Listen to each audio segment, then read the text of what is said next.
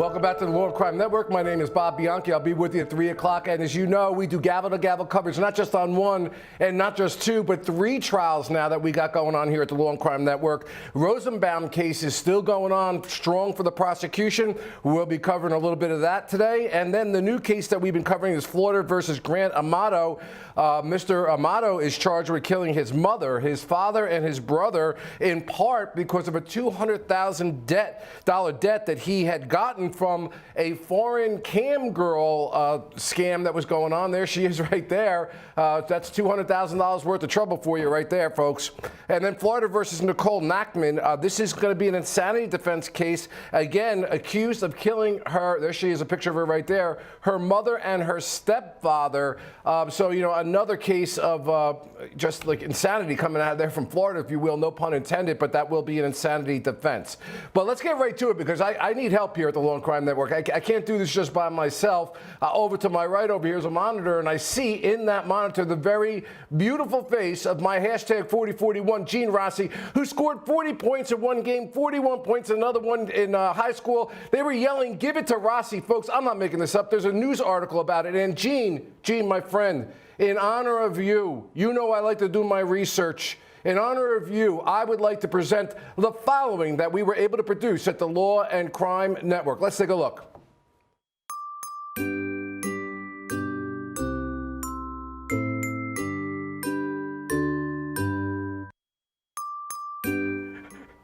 That's awesome. I would sing happy birthday to you, Gene, but I didn't want to lose the audience. Happy birthday to you, my friend. Oh, God. You know what would have been more meaningful? If you had a bowl of polenta.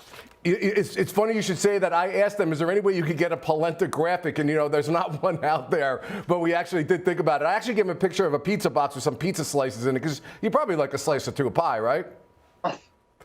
I eat way too much pizza. All right. Well, Gene Rossi, happy birthday to you. Listen, the Mueller thing is going on, Gene. Yep. I know you've been watching it. Give me some initial thoughts of what you think. I mean, it's right out there in the open now. You got the Democrats asking questions, got the Republicans making speeches. Is it accomplishing anything? Well, here's the thing. I'm going to draw a sports analogy. There's no home run. There's no game-winning shot at the buzzer in a basketball game. What you have here is the little bricks in the wall, just like when we were prosecutors. You build a case one brick at a time. If I had a score now, like the Wimbledon final between Federer and Djokovic, I would say that the Democrats are a little bit ahead, and here's why. They are focusing rightly on the 12 instances of alleged acts of obstruction, and they're getting Mueller to answer yes or no and reading parts of the report. The Republicans are getting a little distracted. Rule 403, off at tangents, unduly prejudicial areas.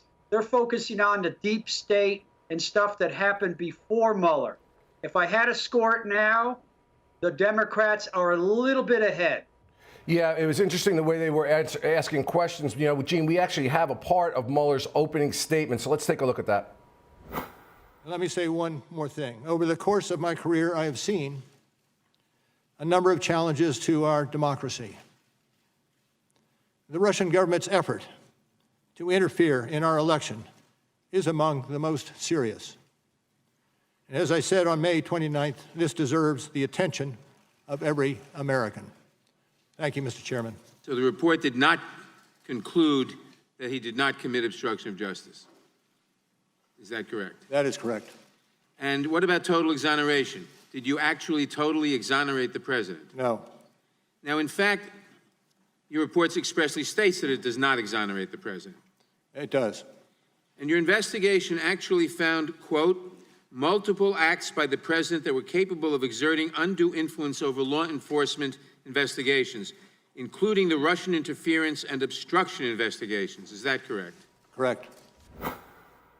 All right, so Gene, you know, what this seems to me to be is the Democrats have said that most people haven't read that report fully, when I'm sure most citizens don't have the time to be able to do that. So they're basically asking questions in a very direct way, like cross-examination, and getting all that data out that they feel is important. And he's just saying yes, yes, yes to those questions, where the Republicans tend to be asking, I wouldn't even call it asking questions. Some do ask questions, but most are giving speeches.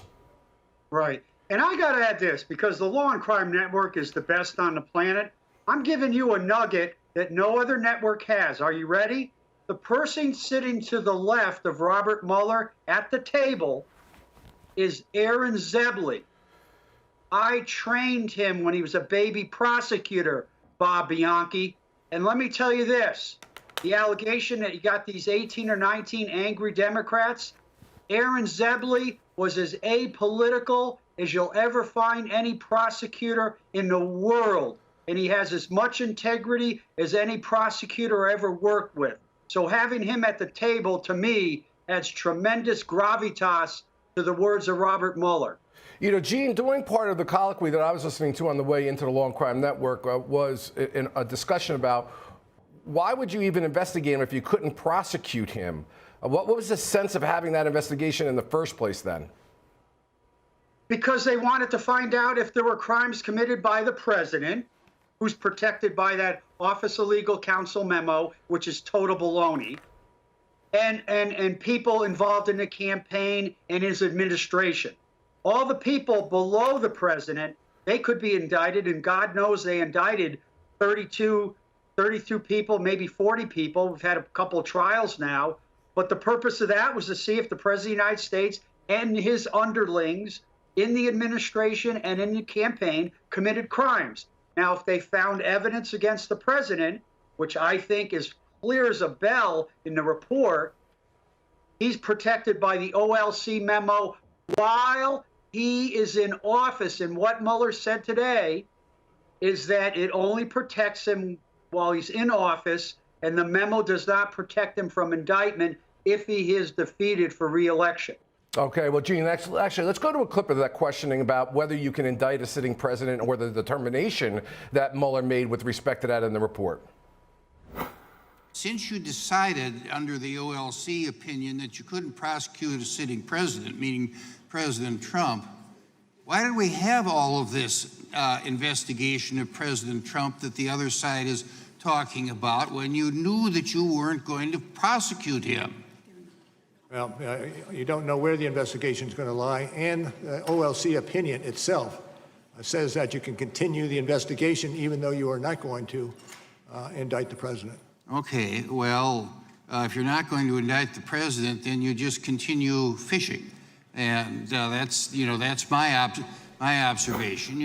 So there you go with that one, Gene. Why do you say that the OLC memo is bogus with respect to whether you can indict a sitting president? I'll tell you why. Because it was written in 1973, and at that time, President Nixon was in the crosshairs of the congressional committees and a special prosecutor. And the OLC and the entire Justice Department was incredibly political on the 4th and 5th floors of Main Justice, where I used to work.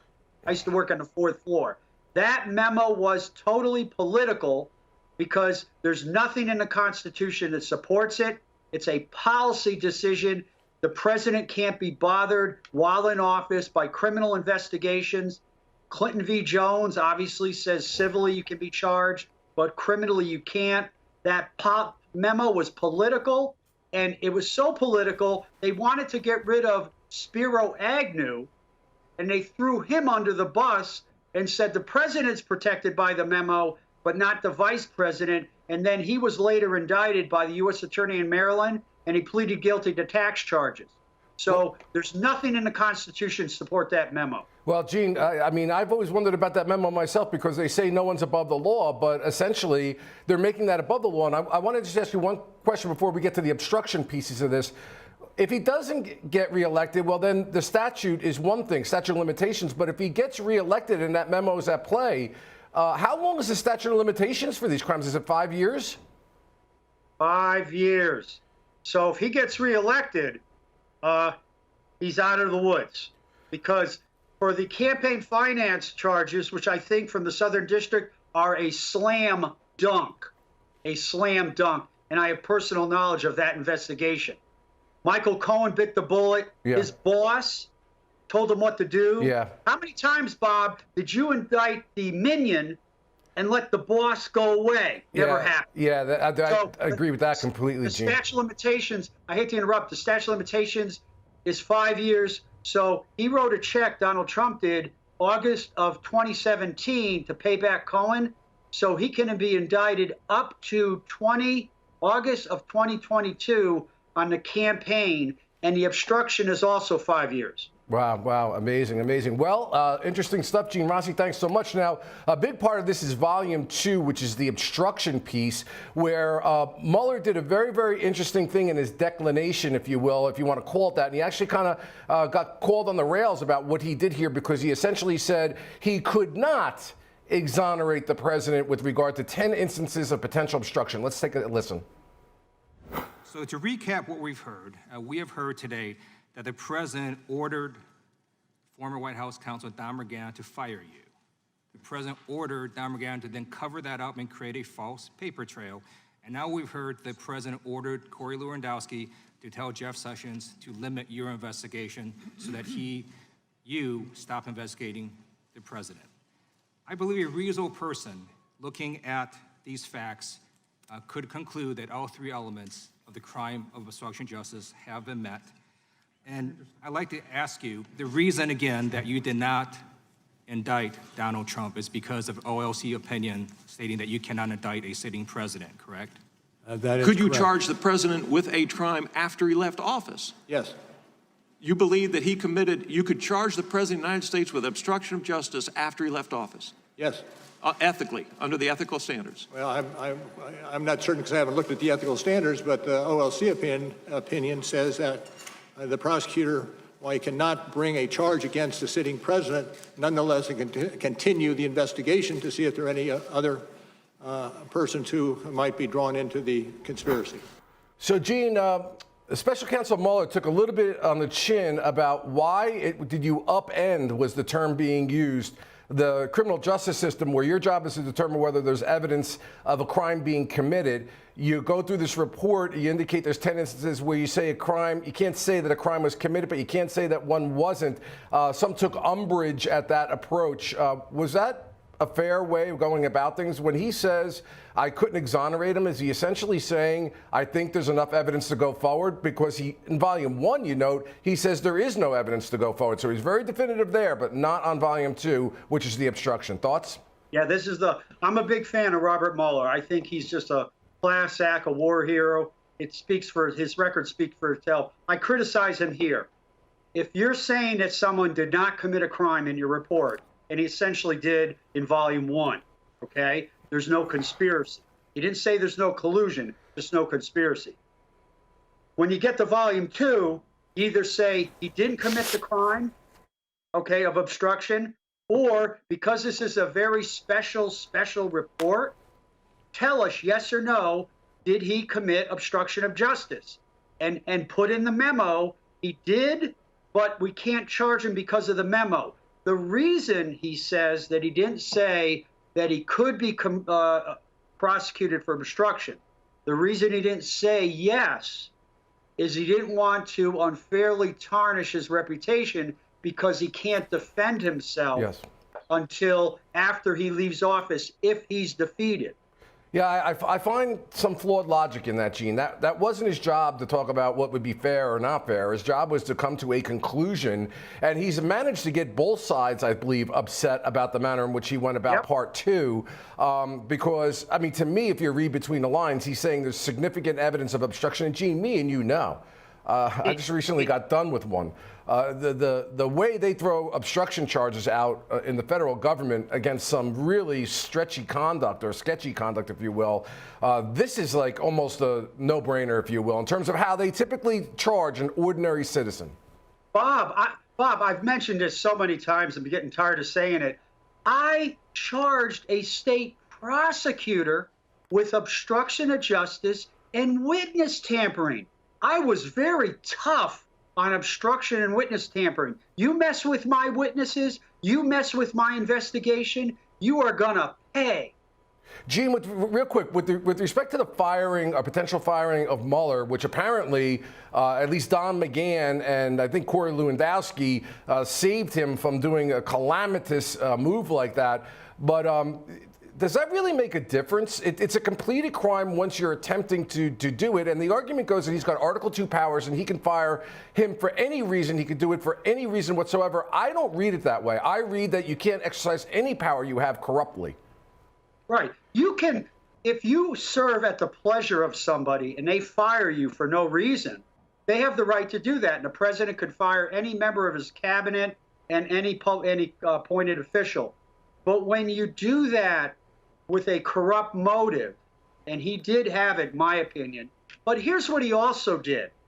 He asked the White House lawyer on multiple occasions, and he asked KT McFarland on one or two occasions to create false documents that would impede an investigation. That's classic obstruction of justice. Yeah, that is not a good look for sure. Gene Rossi, well, nobody better than you to talk about this. And I know I love talking about it. It's your birthday, so we figured we'd give you a whole Mueller segment as a birthday gift to you. All right, guys, we got a lot more on the plate here today at the Long Crime Network. We're going to go to a quick break, and we'll be right back.